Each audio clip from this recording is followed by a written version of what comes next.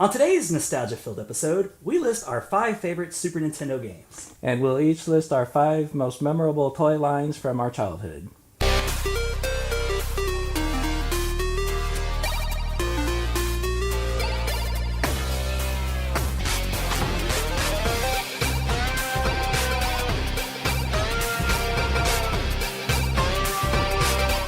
Welcome to the BitGeek podcast. I'm your host, Ron Avis, and with me, as always, is my co-host, Nick Wright. And today we're going to list our top 5 each favorite Super Nintendo games. Nick, Super Nintendo, big success for Nintendo. Lots of good memories about the Super Nintendo. Absolutely. So, although we agree that the 8-bit era was probably our favorite, I think maybe for me personally, the best games might be the Super Nintendo games as far as replayability goes. They're just classic games. Super Nintendo was just that 16-bit era, just an amazing time for video games. Yeah, you had some really good games, and I wanted to go ahead and bring up our top 5 because we had so much fun doing the 8-bit. Mm-hmm. Let's go into the Super Nintendo era. And for me, my first game is going to be the one that started it all for the Super Nintendo, was Super Mario World. Yeah, definitely. It is an amazing game. I still love it to this day. Maybe possibly my favorite Super Mario game. I will still, when they make it available on like a virtual console or something, I'll get it and play through every single board. And I love it. I mean, it's just, replay value is great. Yeah, in fact, when the new Nintendo 3DS came out and they unlocked the ability to have the Super Nintendo games, which, by the way, was totally lame that they said that they couldn't emulate Super Nintendo games on the original 3DS. And that was one of the games that I had to get. It was that game and probably some other games on this list that I couldn't help but buy again on the virtual console. But yeah, Super Mario World was a great game. Coming off the success of Super Mario Bros. 3, which at the time was the end-all be-all of Super Mario games, they just innovated even more. Introducing the next generation from Nintendo, New Super Mario World, created especially for the Super Nintendo Entertainment System. It's a bit more exciting, a bit more challenging, a bit more graphic, a bit more colorful, a bit more realistic, a bit more levels, a bit more secret, a bit more enemies, a bit more friends, a bit more sound, a bit hotter, a bit cooler, a bit weird, a bit more revolutionary, a bit more Mario, a bit more of what you want. It's 16-bit, and it's yours only if you get New Super Nintendo. Now you're playing with power, superpower. I've read interviews and things where Miyamoto has said that, because Yoshi was introduced in Mario World, and he had wanted Yoshi before that. Technology you couldn't do it, and finally he was able to do it with Super Mario World. Yeah, those colors and the sounds and the gameplay, and it's just all. I don't know if it's been matched since. I mean, you've had great innovations in Super Mario and in the games. Mario 64 took it into the 3D realm. But yeah, and then when they came back to that 2D style with like New Super Mario Brothers, it's great, but it just really wasn't the same thing. Yeah, there's something. It's the pixels, man. Mm-hmm. And I love my pixels. I know you love your pixels. I love them too. And it was the last great era of when pixels mattered. And even nowadays, there's a great renaissance of old style games like Shovel Knight, where they try to recreate the 16-bit era of games, or maybe 8-bit. But nevertheless, it's the pixels, and you get crowd-funded games where they try to recreate that style of game, and it's just different. It's very popular now. Very popular, and maybe that's why I'm feeling so nostalgic for it right now, because nobody did it better than probably the Super Nintendo games. I was a fan of the Genesis, but looking back, it wasn't as many colors though, and that made a big difference, I think. Yeah, the Super Nintendo had the better sound chip. It had the more vibrant colors, and they had Miyamoto, and they had Super Mario, and this was the quintessential Super Mario game. And for that, I mean, it just expanded even further. You had the keys, like you could beat the game, but then you had to go back, and it really kind of kicked off that whole I gotta 100% this game. Different paths that you could take. Yeah, like secret exits. Secret exits. Then they introduced the cape, That was a whole that kind of took took it to that next level. Like you had the Mario, you had the tail. It had the same, powers as the raccoon tail with more, because Yeah, you you could could do really the sustain it. parachute and the dive with the cape. It was easy to get up in the air, but there was really a skill to maintaining the flight, and you could continue to fly again and again. And there were some levels where you had to stay in the air. Yeah, use that parachute ability. And it was really Mario perfection. It was. It was definitely one of my favorite games. I don't think any Mario game has touched it since. The second game on my list is The Legend of Zelda: A Link to the Past. One of my favorites. Probably my favorite Super Nintendo game. I think it's also probably my favorite Zelda game. If I had to pick favorite Zelda games, I'm really torn between 1 and A Link to the Past, because there's such a nostalgia thing going on with 1, but A Link to the Past is definitely way up there. It's hard to choose, but excellent game.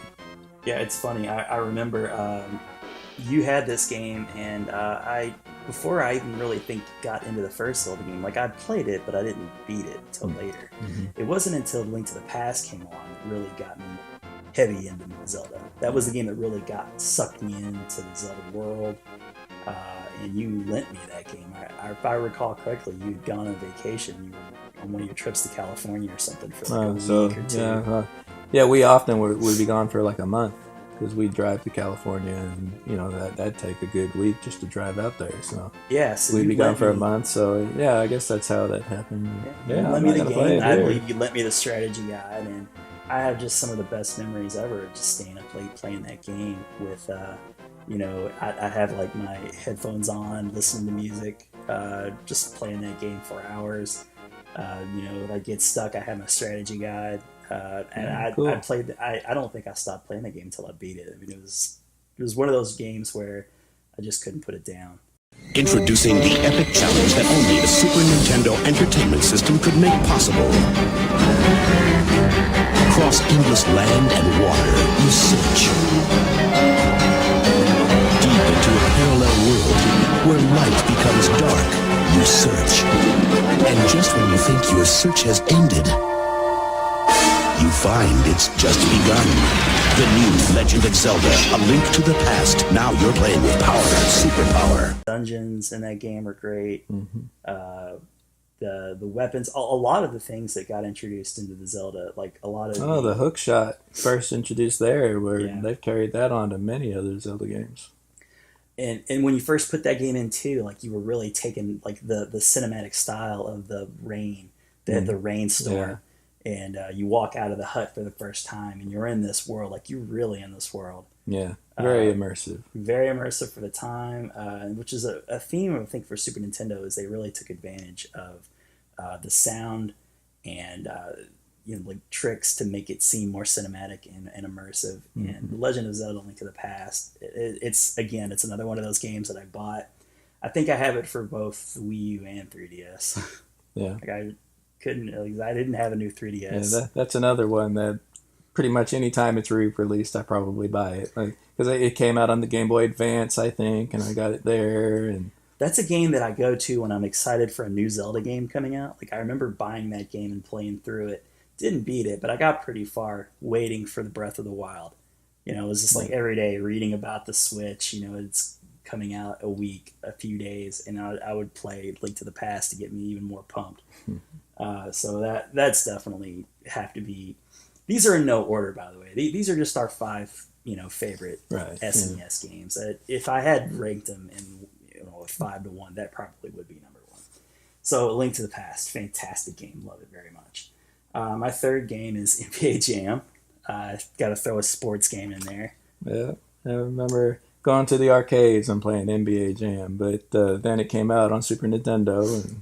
Yeah, the NBA Jam, man. It's one of those games where it wasn't like a hardcore simulation game. It did something so well. It was very accessible to just about anybody. It was just 2-on-2 classic arcade style sports game. Probably the first and maybe only basketball game I really played much. Yeah, I don't think I could ever get you to play another basketball game like I did with NBA Jam. But and the cool thing about NBA Jam was it did include the superstars of the day. Like your Shaquille O'Neals and the Boom Shakalaka. That was neat. It had pretty much everybody but Michael Jordan. And but another neat thing about it was they would kind of extend the life of it. They would make it more interesting by including like famous people as playable characters. Like they had Bill Clinton. Famously Bill Clinton. Sub-Zero. Yeah. They had I guess it was the Midway connection. Yeah. So you had a lot of the same developers would work on Mortal Kombat and NBA Jam. Yeah, I mean, that's a game that saw many releases, many different versions, but I'm just talking about the original NBA Jam. All of them are excellent, of course, and I probably bought every single one of them. Tournament edition, there was probably like a turbo thrown in there somewhere. But it was just one of those fun games. And it also had that combat element to it as well. Like, do you remember that old NES game, arcade game, Arch Rivals, where it was more about, like, beating the crap out of your opponent, like, more than it was actual skill in playing a game of basketball? Yeah. NBA Jam did that. Throw some elbows. Yeah, like, I mean, if you wanted to win, you had to throw some elbows. You had to knock a guy down. And it did not matter, like, real basketball strategies. Like, you weren't picking and rolling or setting screens. You were just throwing elbows and hitting that turbo button and, like, jumping from the three-point line, do a full flip, and then, make the rim explode. So it was a lot of fun. And when I think back of Super Nintendo, I think of that game. Another one of the games that I want to mention is came out pretty close to the launch of the Super Nintendo, if I'm not mistaken, was the Super Castlevania 4. Yes. Yeah. Which I want to say was either a straight-up remake of the first Castlevania, or it could have been a sequel to Castlevania 3. I feel like I've heard that it was a remake, but I never really knew that at the time. Yeah. I treated it like a new game. I mean, Castlevania 4, it was the next Right. It one. had it in the title, Castlevania 4. So if it was a remake, they didn't, as far as the title goes, they made it seem like a straight up sequel. But that was another game where they made great use of the sound chip. Like, the sound effects in that game and the music in that game are so good. Very cool. I went back and played that somewhat recently just to see if I was just remembering it, with those rose-tinted glasses. Like, was it that good? Was the music that good? Yeah, man, it still rocks. Well, and it was so cool, too, the different effects that you could do that you couldn't do in the other games. Like, if you held the button down and the whip would go limp. Yeah. And then you could swing it around. There was more direction and control. That was really cool. You could control the whip a bit more. Like, if you had an enemy at an angle, you could, like you said, you could kind of make it go limp and then control it. Yeah, well, you can whip in, like, all 8 directions. Mm-hmm. And they took full advantage of all of the, like, Mode 7 effects. Like, I remember being really excited to see, like, you could kind of whip onto a chandelier and you'd swing from the chandelier and it would rock and the screen would stay put. But it was a really interesting effect. Yeah. And I remember there were also effects where the whole screen would kind of rotate in the background. Really fun game. Loved it quite a bit. Again, another one of the game like Link to the Past where... Excuse me, I gotta take a drink. Another game, Link to the Past, where they set it up cinematically. Remember, there was like a gravestone when the game started, and they would kick in with this music, and then like the lightning and thunder would, bugs are crawling. The bugs are crawling, and the lightning would hit the tombstone, and it would explode, and then the bat came out, and just hit you. It was just like, wow, I'm playing this game now.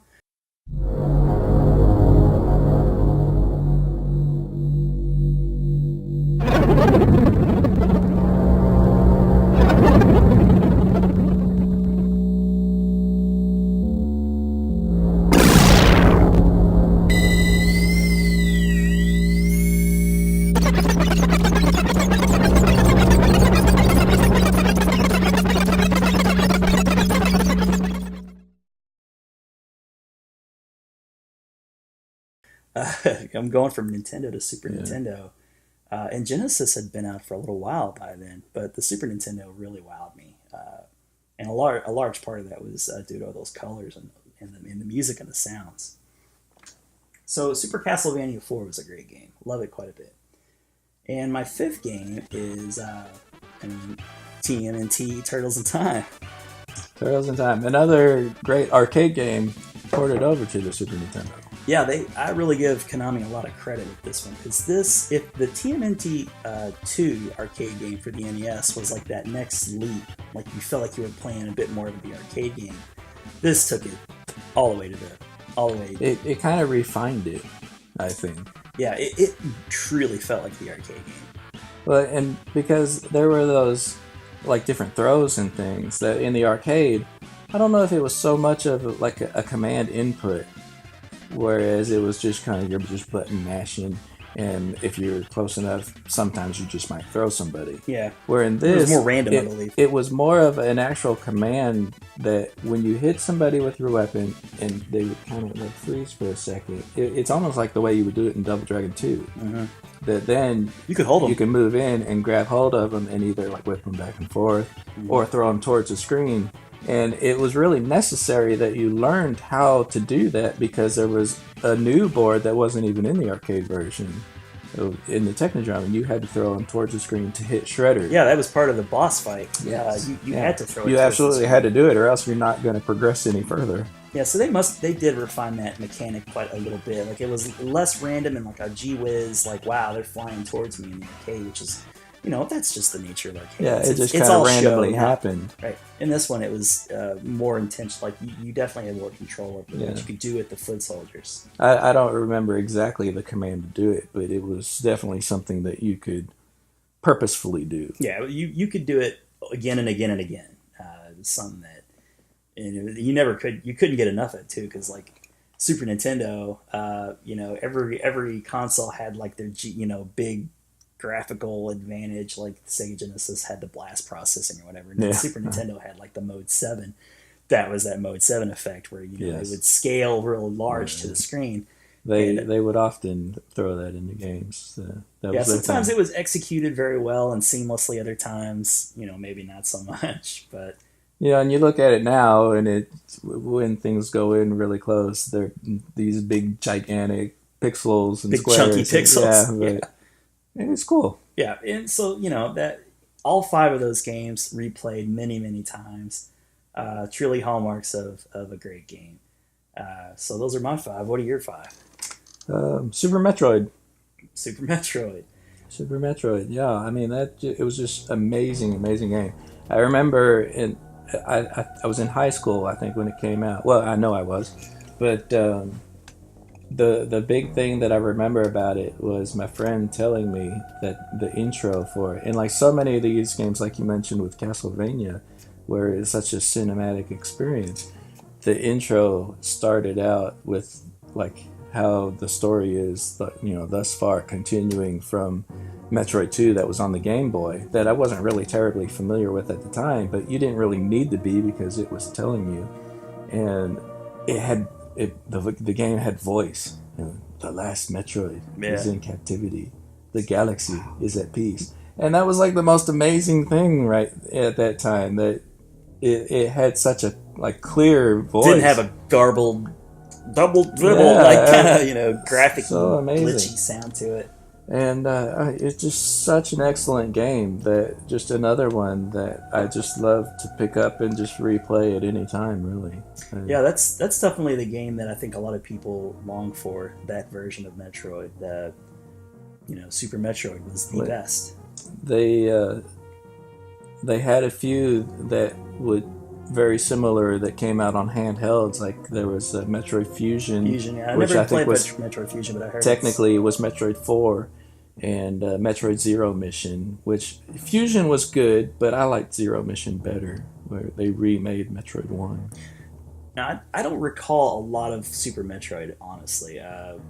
I can't. You did a lot of backtracking, right? I mean, that was kind of a hallmark of all the Metroid games. You do, because you progress so far and you see things that you can't.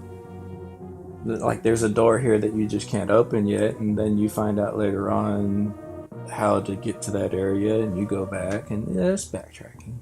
Well, it's like the grandfather of what we now know as what they call Metroidvania games. Yes. Yeah. It was the grandfather, and it's no coincidence that it's in the name. Yeah, the mix between Super Metroid and Castlevania Symphony of the Night really how that term came to be, I think.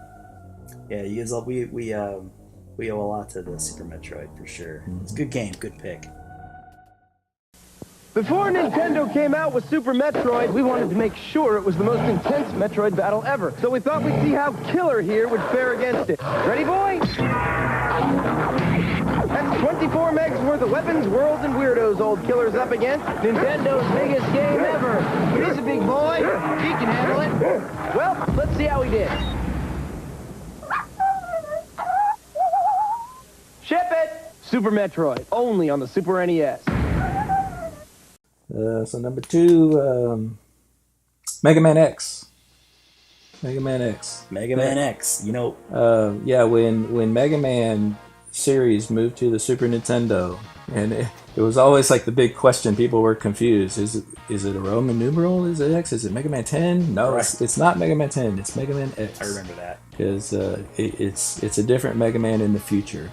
But man, that very first board of Mega Man X, with the music so memorable, just I remember the character himself, the sprites being so much larger than what we've gotten to know from the old Mega Man games from the Nintendo, the NES. Just so much more detail. So he was so much more sleeker looking and just great game. Yeah, Mega Man. Yeah, in the Mega Man X series was good in of itself, but I didn't really follow the rest as much as just the first one. Mega Man X was such a good game. Yeah, the first one's the one I remember the most. Great game, great series, and maybe it was something that captured my attention more when the sequel started coming out. But there's no doubt that Mega Man X was a special game, and it earns a place at the top of all of the favorite Mega Man games. When you think of Mega Man games and the classic Mega Man games, Mega Man X is up there. Mm-hmm. Yeah. So next one, Donkey Kong Country. Donkey Kong Country. The return of that Donkey was Kong. That was definitely the return of Donkey Kong. He had been hadn't really shown his face since the early 80s, and Nintendo had came released back that. very strong. They released that cartridge where it had Donkey Kong, Donkey Kong Jr., and was Donkey Kong 3 on that cartridge as well? No, it was just the two. The original and Donkey Kong Jr. Donkey Kong Classics. That's what it was called. Donkey Kong Classics. But 3 wasn't a part of that. So Donkey Kong Country came along at a time when the Super Nintendo was losing its oomph, and Nintendo itself was kind of losing its grip on the king of the throne of video games. Where Sega was really taking and over. This Donkey Kong Country gave a whole new look to what 16-bit games could do with those pre-rendered computer graphics. Everything just looked so lush, like the forests, and just so much detail that you'd never really seen in those 16-bit sprite games before. You truly couldn't believe you were playing a Super Nintendo. Yeah, because the animation was all computer generated, so it was so smooth. I want to say even Sega CD was out at that point, and so things were really progressing, and the Super Nintendo graphics were starting to look a little bit stale, a little bit antiquated. Mm-hmm. So that when that came out, I guess E3 was a thing at the time, or it could have just been the CES still. But oh yeah, I don't remember when. I don't know. But anyway.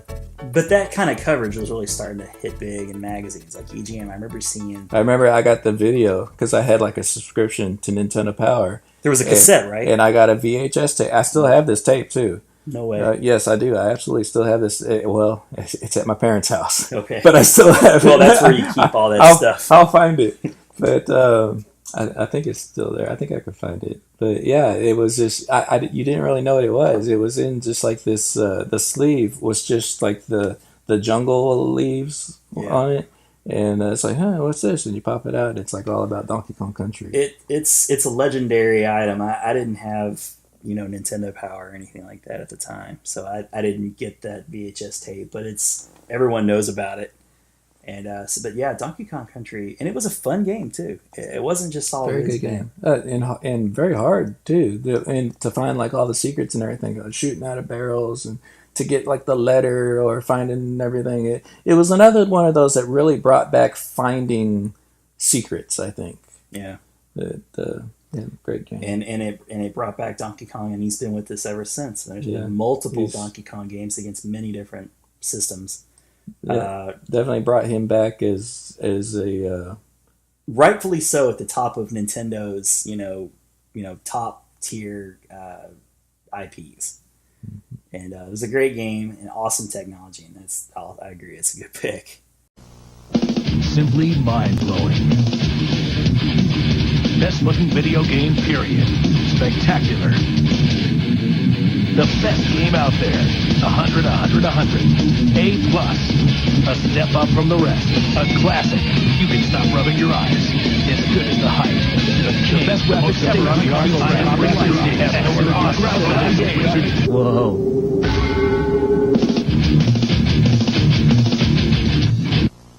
Next one, Super Mario World 2, Yoshi's Island. That crying baby, man. That crying baby.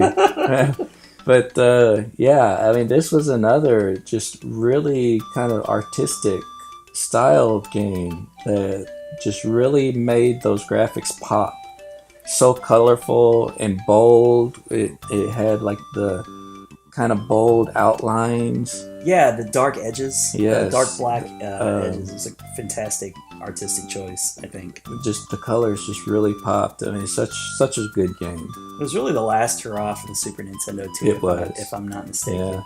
Yeah, they were in their Play It Loud, I think, advertising campaign. That. And yeah, they released that, and I think the FX chip was in its second or third iteration of games. Like Star Fox had come out, but then they had that RC, the racing game. Yeah, and that was a Play It Loud title. And Star Fox, I mean, that's definitely an honorable mention because it did so much with that chip. Yeah, that FX chip was like another ace up Super Nintendo sleeve. That polygons. Remember that whole polygon craze that everyone was getting in, especially Sega. They were pushing it hard with their virtual reality. We mentioned before in a previous episode how big virtual reality was, and then it kind of went away and it came back in a real way.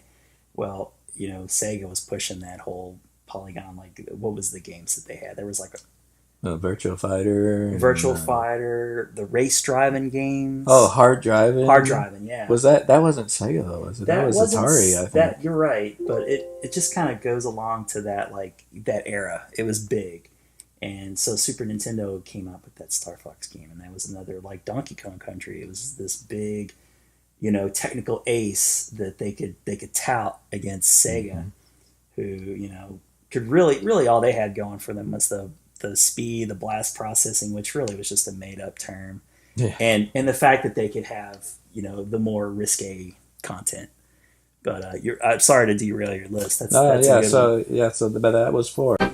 When is too much too much? To find out, we crammed everything into Super Mario World 2 Yoshi's Island. 60 more levels, massive enemies, huge Yoshi tricks, all served up with the latest graphic technology, Morphmation.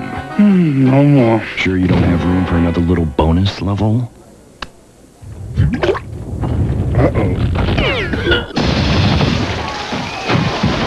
Super Mario World 2, only on the Super NES. Still the big one. Number 5, I was saving that for last. It's another one of those arcade ports, like you had mentioned a couple of them, that this one was really huge for me. Street Fighter 2 came home to the Super NES. That was huge. That the Super NES could do justice to such an arcade game. It was such a powerhouse in that day. It was it was an honest to goodness true arcade port. It was very good. I mean, there were limitations to it, but it was a really strong port of that arcade game, and just and just find it, because the big deal was that it just wasn't the same with the Super NES pad. Oh yeah, because you just had 4 buttons and the shoulder. Yeah, and the shoulder button. So you really needed to have the 6-button Street Fighter layout, and so the hunt for controllers was on. Yeah, the perfect arcade joystick. Yeah. And there were many. In fact, even Capcom had their own version that was released. But it wasn't as good. I didn't like the stick. It was awful. That stick was terrible. It had like a weird split kind of layout to it. Yeah, like one of those ergonomic keyboard things. Yeah, it was like an ergonomic keyboard, joystick. The buttons didn't feel right. The controller stick itself felt awful and plasticky. And didn't give that arcade feel. But do you remember that time that I went on we were at Babbage's? You found one. I found the perfect stick, man. I still got that stick to this day. We mentioned Star Fox, and I didn't want. I almost put it in my top 5 just for the virtue of I kept it. It's a great game. It's a classic SNES game. It was the Super Mario Collection or Super Mario All Stars. Yeah, Mario All Stars. Right. Super Mario All Stars was a game that I can't imagine not having now. Yeah, I mean, it's really like the first time that a game was redone in a new style of graphics. Yeah, like nowadays it's the very HD common. version of it. Exactly, it's very common nowadays to have like an HD, version of a classic game come out. This was like kind of the first that really did that. I remember the first time I saw like a picture of it, like in EGM. And it was a surprise game too. Like it came out of nowhere. It was totally a surprise, and it like blew my mind. Like that was like the most amazing, best thing I'd ever seen. Is that they're redoing Super Mario Brothers in Super Nintendo style graphics, and that I was sold right then. Yeah, awesome game. Played it a bunch. I love the presentation of it. You had, I want to say. Yeah, where it had like the menu where you could select the box art and pick the game with the box art. First that of was its very kind. cool. I mean, you see it all the time nowadays, like with the Mega Man collections, and Rare has a collection out that you can get now where they spend lots and lots of time putting together like box art and collections and stuff for you. But it was the Super Mario All Stars that really did it first, as far as I know. I could be wrong. If anyone's out there like knows otherwise, yeah, I mean, I can't think of any, but who knows. Super Nintendo did it first. They were the ones. So Super Mario All Stars for me, like it's the classic games. All you can really say other than it was a great game is they had that extra polish on it. But it was very, very notable. And not that we need reasons to repurchase classic games, but that gave us the reasons to be able to play the old Super Mario game and the newer style graphics. Yeah, it's so hard to come up with like this top 10 list because there's so many great games. I mean, it's the Mario RPG. I mean, it's such a good game, and really like one of the only because I don't really like RPGs, but it's one of the few RPGs I actually have played. There are a few others. But it's like baby's first RPG in a way. It was. I don't know what it is about them, but if you give it the right skin, then I'll get into it and I'll play it. But, well, I mean, so many countless other games. It's hard to come up with a list. The South Park RPG games are like that for me. Like they're I've never played those. Oh my god, they're so fantastic. If you're at all a fan of South Park, you owe it to yourself. I mean, it's a great game to boot, like the Stick of Truth, and then they got the Fractured Butthole coming out soon. Yeah, I've heard a lot. They are really fun games, and they have all the sense. Like they do not cheap out. Like you're not just getting, clips thrown in from the show. Like it's written all new just for the game, and it's like a season's worth of hilarious, shows, but in a game. I know what you mean. Like I don't play RPG games a lot, but I've beaten that, and that's just nothing but an RPG game as disguised as a South Park episode. Super Nintendo, great system. Arguably the best. For nostalgia reasons, I go with 8-bit as my favorite. But I think if I were really honest, I would go back and say maybe the better games for the Super Nintendo, the 16-bit era games. And continuing with this, we'll have to revisit this format and maybe do our N64, GameCube, absolutely, and maybe even Sega Genesis, and Sega Genesis, and just keep moving up from there. Yeah, we'll just keep going. If you guys like these lists, let us know. Don't let us know. We'll just do them anyway. We're doing them. We do what we want. Yeah, we do what we want. This is our show. Next, the next topic we're going to move on to is how The, did you put it? our most memorable toy lines from our childhood. Yeah, we're continuing on with the part of the Big Geek Show. One of the reasons why I wanted to, kind of give it that brand was so that we can reminisce about these things, talk about old cartoons and not just video games, which we love, but toy lines and cartoons and whatever. Just whatever interests us, or still does interest us. And this is our first opportunity to really discuss that kind of thing. So, should I start or you? I can start. Okay. When when I was trying to think of this list, and it's really interesting because half of what's on my list I didn't actually collect or get as a kid, and that's why I was wanting to make sure to say that this was a list of the most memorable, because it is the most memorable toy lines I remember seeing in the store and just thinking these are so cool, even though I never got some of them. But I'll start off number one. Do you remember Inhumanoids? Inhumanoids are the toys that had like the holograms on the chest, right? Uh, Or am I thinking of something else? Well, No, the humanoids were the big monster toys. they were the giant monsters, and that's why I hesitated, because I don't remember, because there were other like regular human beings that went with that toy line that I don't remember them at all, and so that's why I hesitated. And I thought, well, I don't know if maybe those. Maybe, I don't know. Yeah, I don't know. Yeah, because all I remember, there were like three like giant monsters. Well, there was a cartoon. We know there was an Inhumanoids cartoon. There was a were cartoon, and I humans never in really it. I didn't watch the cartoon, but there was one like green like plant monster that I remember the most, that I just thought was like he was the coolest looking one, and I just wished I could get him, but never did. But we'll have to dig up a picture of that and show. Yeah, that. I'll put images of the. If I haven't already, I'll throw some images of those toys. Yeah, I felt like those were really cool. But the one that looked like a tree, but I never bought it. Thing. Yeah, he looked kind of like giant swamp thing. Yeah, swamp thing. Yeah, That's what he kind of reminds me of. But what was his name?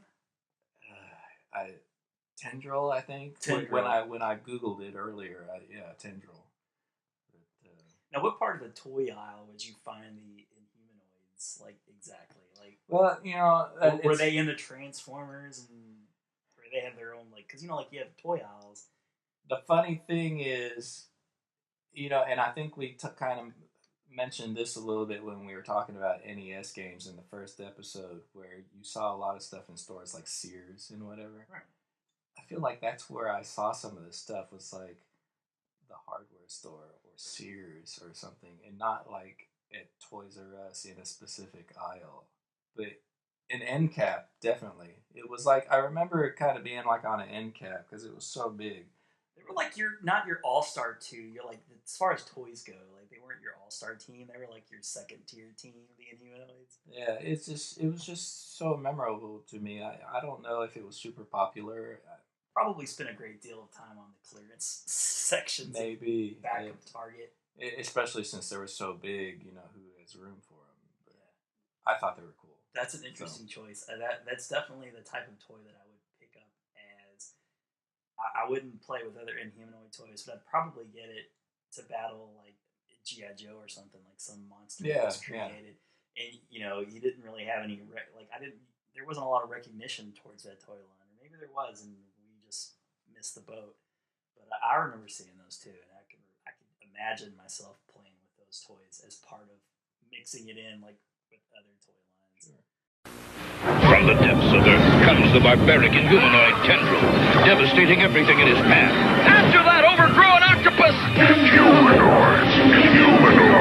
The evil that lies within! Help me, Herc! Grab my line! Where's Greta?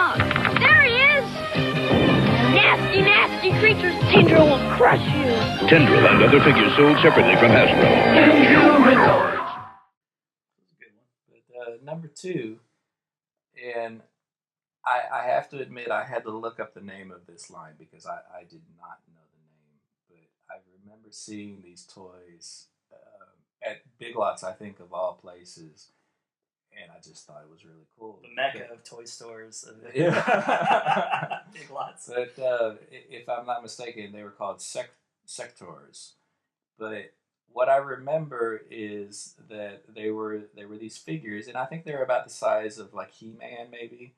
But they had like these insect beasts that they would ride on, and what the thing that was unique about these toys were that you were involved. It was like a glove, and your hand was like the legs of like this spider beast, or yeah, it was like a puppet almost. And so it was like this glove with a saddle on it, basically, and like an insect head, and the figure would ride on it, and so you could get him crawling around. And now, were there humans with holograms on the chest? Maybe. Now that is a line. I remember those, but I don't know what. Oh man! So, I wish I could somebody watching is gonna have to like tell us what these were. In the comments, it left an impression on me enough to where I keep mistaking. Because I know that's a thing, but I don't remember. They like battle beasts or something like that. Because wasn't there something like that you could tell like what affiliation they were with or whatever that. I don't know, man. It's just like it's to your point of you see them in toy stores, you don't buy them.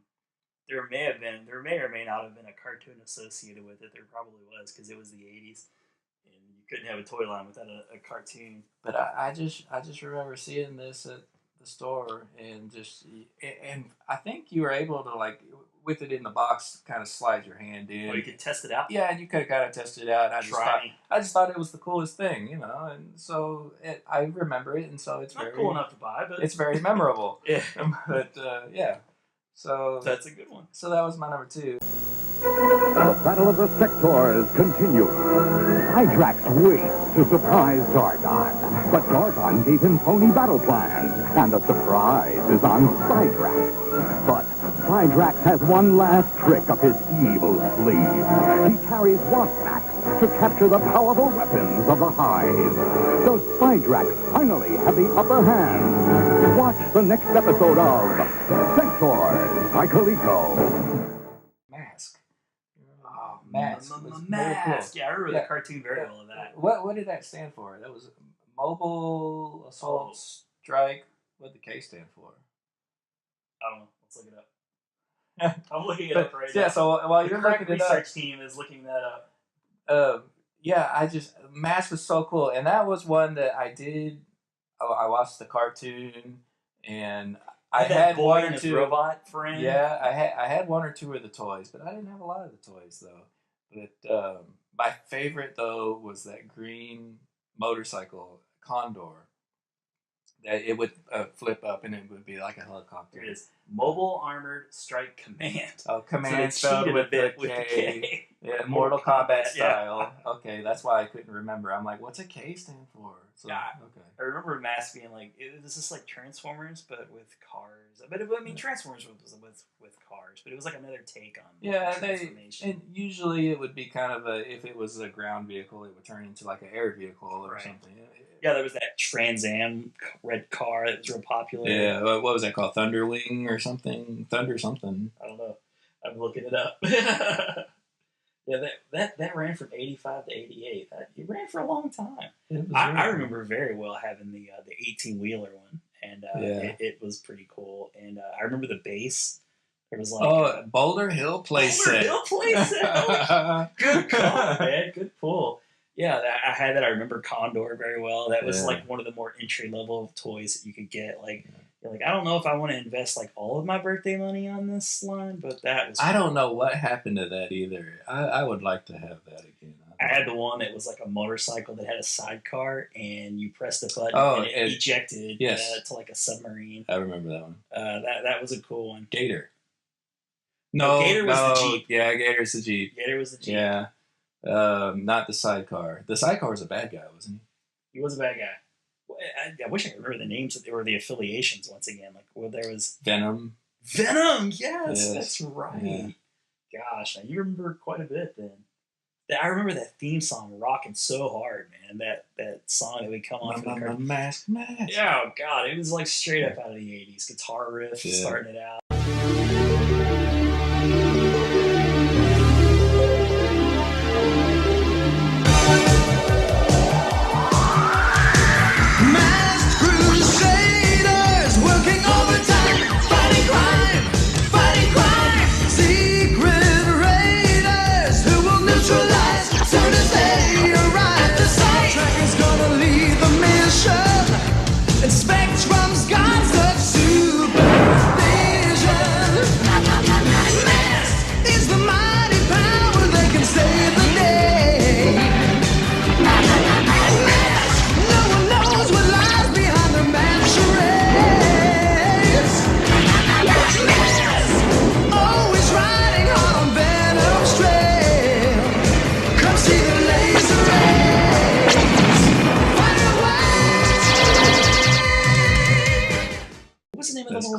the boy had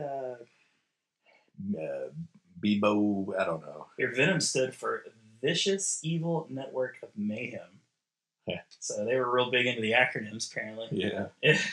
Yeah, I don't really remember the little round robot's name. It was like a little R2D2 kind of a thing. He would kind of turn into a little scooter, sort of. He turned into a scooter for the boy. Yeah, it was kind of boy his mode of rode on it. transportation. His arms would just kind of. Yeah, it was real cheesy. There was actually a video game, a M.A.S.K. video. There was a game video game for the Commodore 64. Oh, no wonder I don't know it. Yeah, I didn't have a computer. Didn't have a Commodore 64. Didn't really have a computer in my house until much later. You actually had one much before I did. Yeah, not a Commodore 64. Not a Commodore 64. But that's a great pick, man. Lots of good memories from the M.A.S.K. toy lines. Yeah, M.A.S.K. is great. Okay, so that was 3. What's number 4? 4. I can think of what my number 5 is. What was 4? Oh, Thundercats. How did I forget that? Thunder, thunder, thunder, Thundercats. Yeah, Thundercats. But once again, though, I only had one of them. I got Lionel, and I didn't get any others. But they were so big. They were so cool. Yeah, they were like G.I. Joes were small. Hey, well, our era of G.I. Joes at least were small. Bigger. Yeah. Well, I mean, they started out bigger. They started out huge. Yeah. With like the bearded Joe guy and a couple others, and then they got real popular in the '80s with the small figures, which most people remember those. And then they kind of got bigger with the multiple points of articulation. But yeah, they were so much detail. I mean, like the bad guys, like Slide, I think was like the lizard guy. I mean, Mumra. Well, yeah, Mumra, but I'm thinking of like that the main kind of henchman guy. That he was like this lizard thing. He was just like so thick and just a big figure. Not as big as in humanoids, but they were thicker than they were like they were almost kind of like Ninja Turtle sized in some of the bigger than that. Bigger than that, yeah, even bigger than that. They were cool. What was the name of that tank that they rolled around in? That like cat tank. Yeah, the Thunder Tank. The Thunder Tank, yeah. Of course. And but Snarf. Who was it? Panthro that had the nunchucks.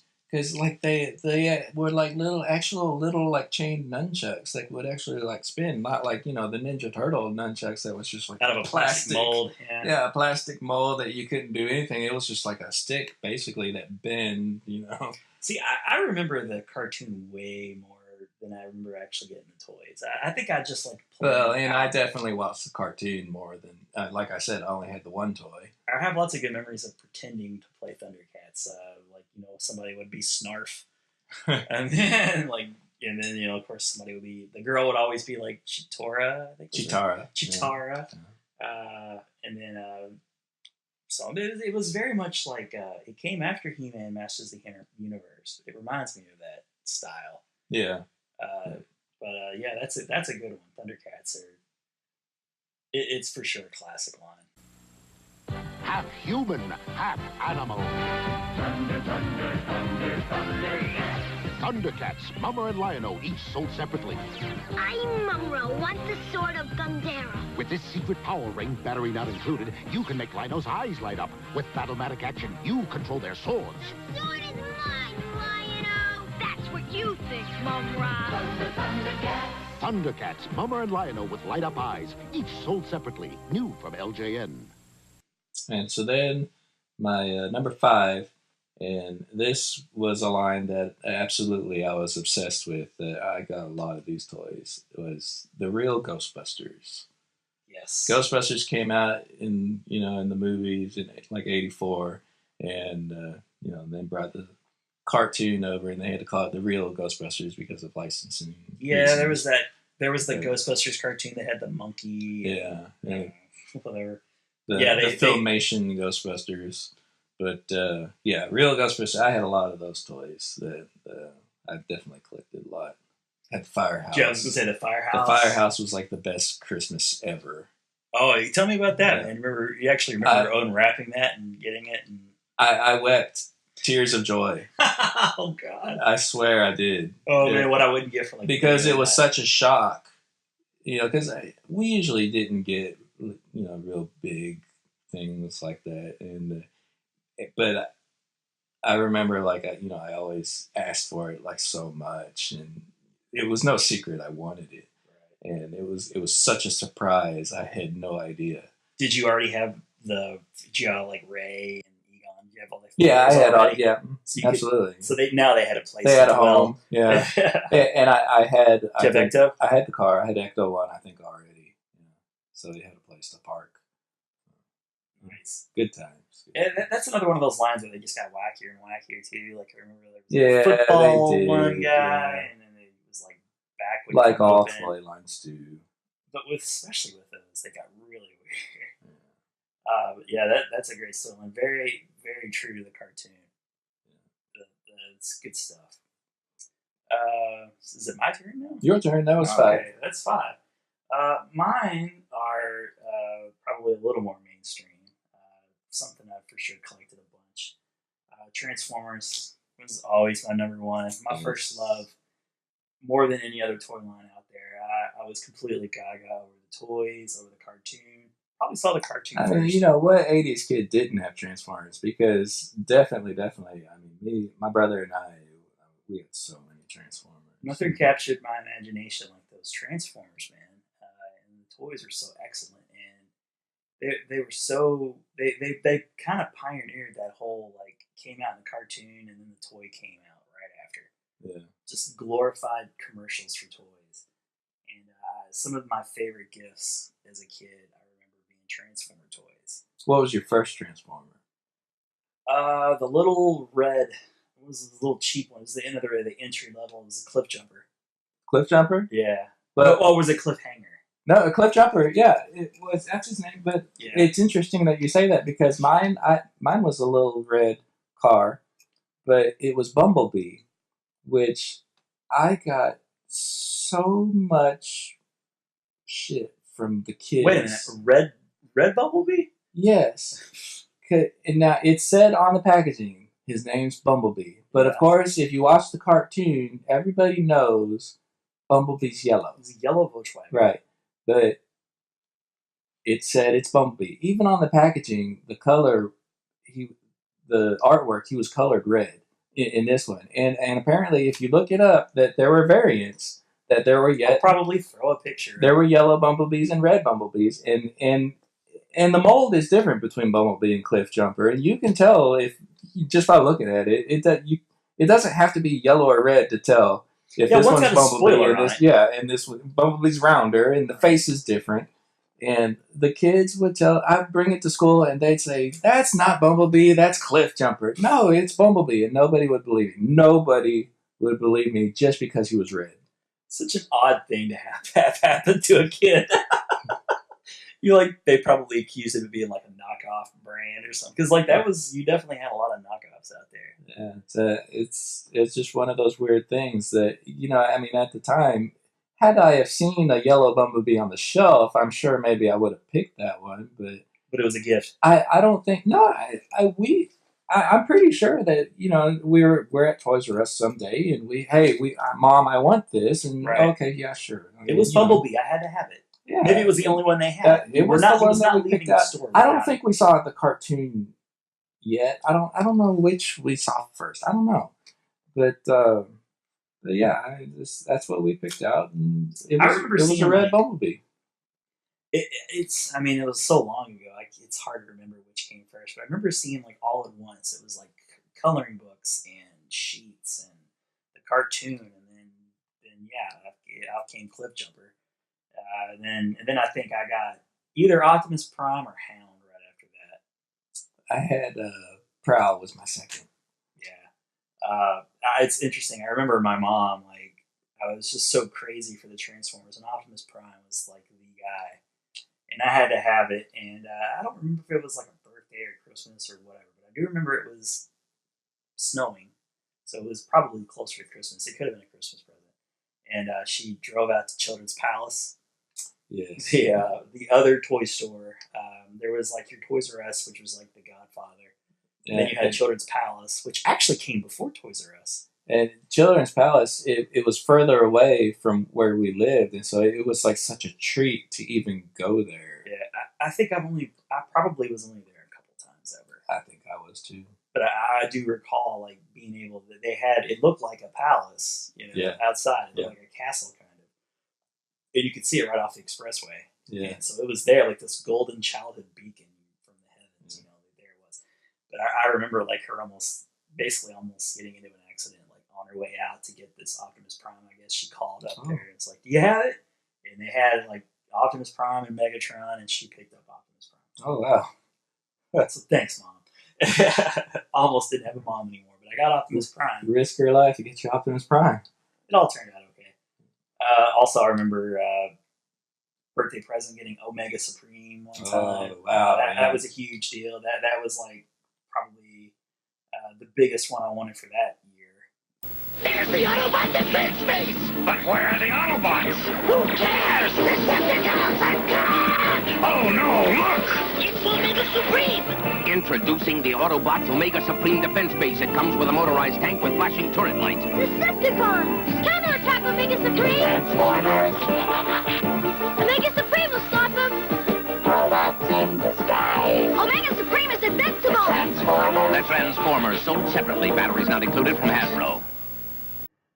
But I remember very fondly, very vividly getting this big aircraft carrier thing. And that's what I was just thinking just now, is that the G.I. Joe, like, they would have huge vehicles. They were big, and you had to assemble them too, which was a lot of the fun of getting a G.I. Joe vehicle. Is you get it in a box, and you'd open it up, and there was all the pieces. I mean, you had to put it together, which is crazy. Like, you don't really get that anymore. And that there was that one, what was it called, that it made like a bridge, and then the truck or whatever would roll Oh, I across. don't remember, but yeah, it came with Sergeant Slaughter. Yeah, that was so cool. It was neat. And do you remember the aircraft carrier? That gigantic. Yeah, so big. Yeah, you'd see it set up in toy stores. Never knew a single person to ever own it. Oh, huge. And me and all my friends had many, many G.I. Joes. Never once had that thing.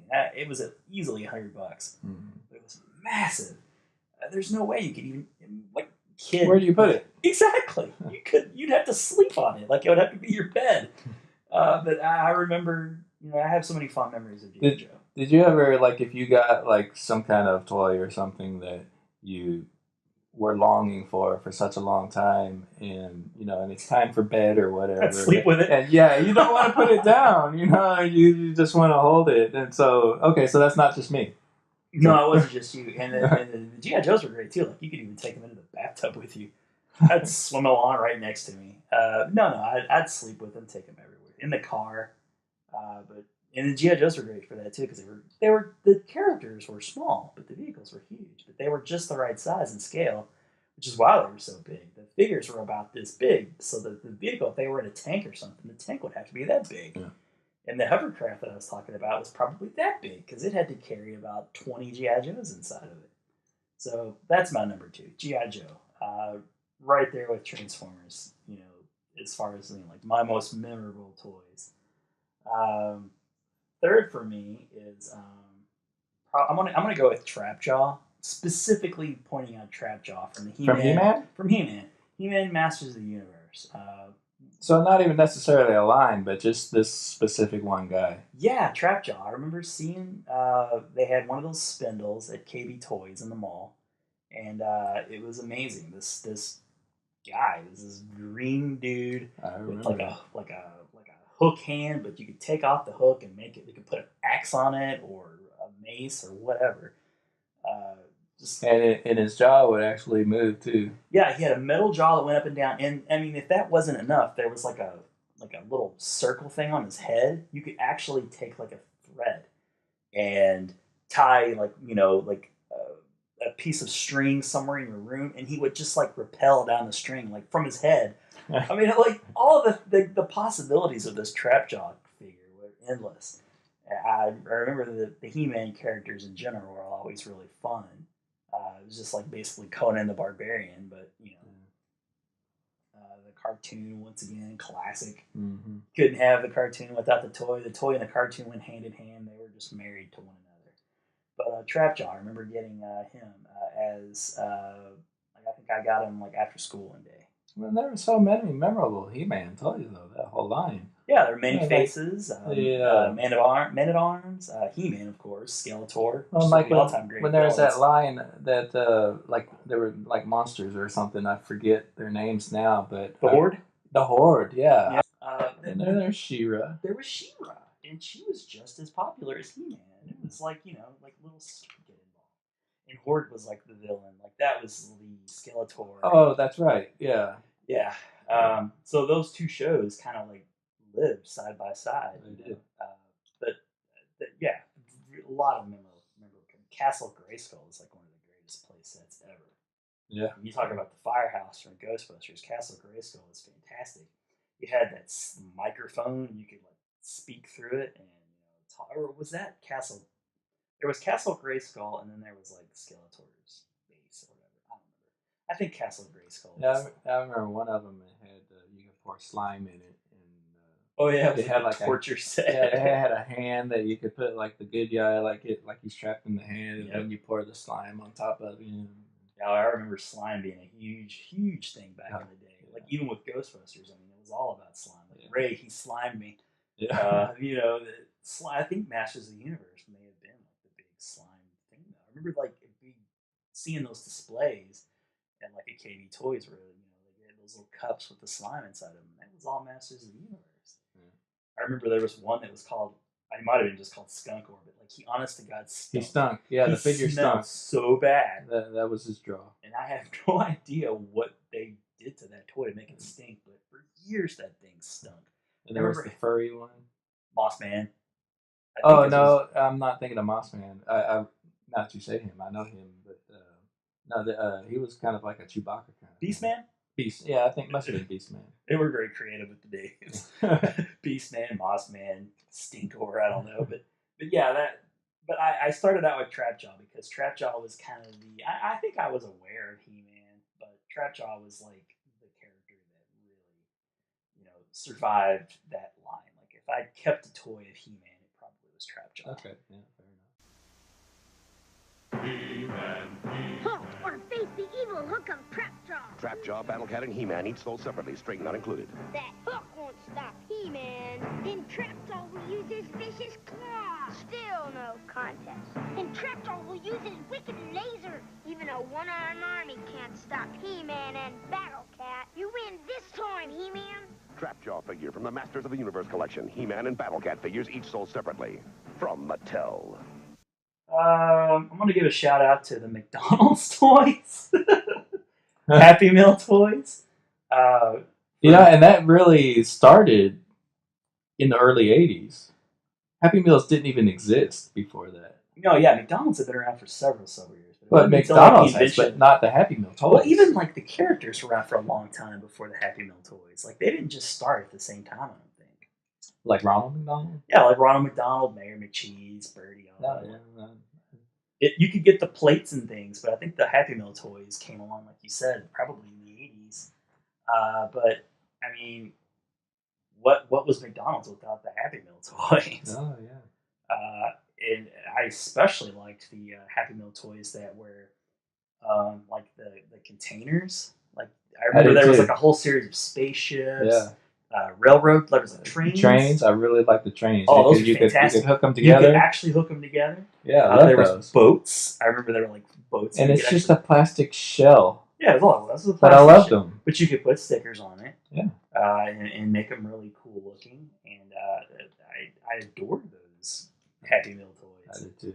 And they're still as popular today as they were back then. You would bug Mom like every day, take me to McDonald's.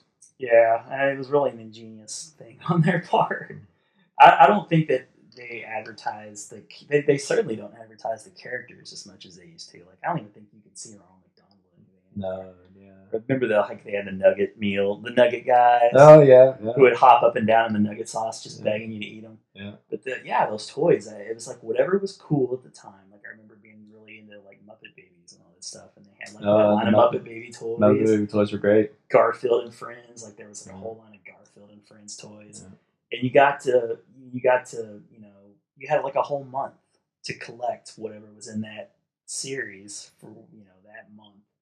And usually there were like 6, 8, 10 toys that were part of that series.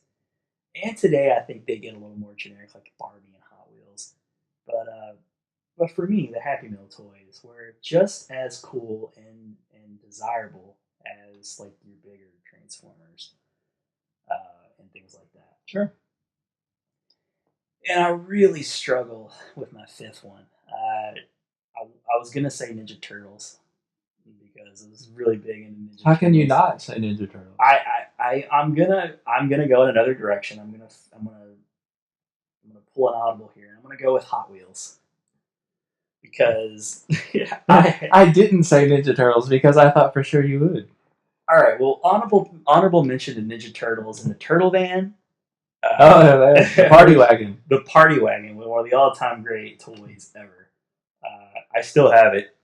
I still have a Party Wagon. Probably in the same place that we pulled that joystick from. There was over to the side next to that. There was the Party Wagon. But I feel like we dedicated time to the Turtles in a previous episode. Sure. I wanted to give a little love to some other toys. So, like, I'm going to go with Hot Wheels because, like the Ninja Turtles, I had lots and lots of Hot Wheels. And, you know, like, you had, like, the Hot Wheels were great on their own, but then you also had, like, you know, like your car wash. Oh, yeah. And, like, the tracks, you know, you build the tracks, do whatever. I remember I kind of had a nightmare of those tracks. Like, my mom would chase me around. Those playing with cars in general. But Hot Wheels was, like, the main thing. So those are my five. Okay, yeah. But I did mention honorable mention to Turtles. Do you have any honorable mentions? Well, yeah, I mean, I guess I do because just like I was mentioning before with any of these lists, there's just so many to choose from. And like when I made the list, like I mentioned before, that it's a lot of things I didn't even collect, but they were just so memorable.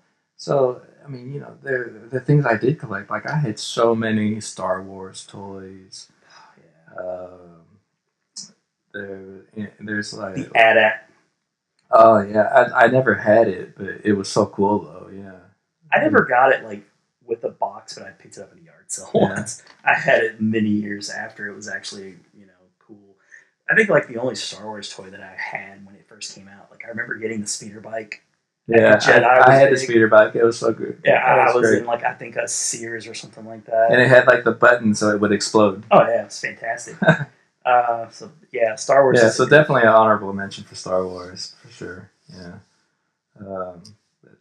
I don't know. I mean, the Batman series was really cool, like in the 90s. And it's a little bit later, not so much like 80s, like we were talking about before. Like from the animated series? Yeah, the Batman animated. Like after the first Batman Michael Keaton movie came out, you know, and there was the Batman animated series. Yeah, well, Batman was huge. And you had the line that were really from good. the movie, but then you had the animated series that had the characters looked like the ones from the animated series. Like, they were some cool figures there. Really cool figures. A little bit later. So, yeah, honorable mention there. Cool. All right, well, we hope you enjoyed our the trip down memory lane. If you had other toys that you remembered that we didn't mention, feel free to drop in a comment. Let us know.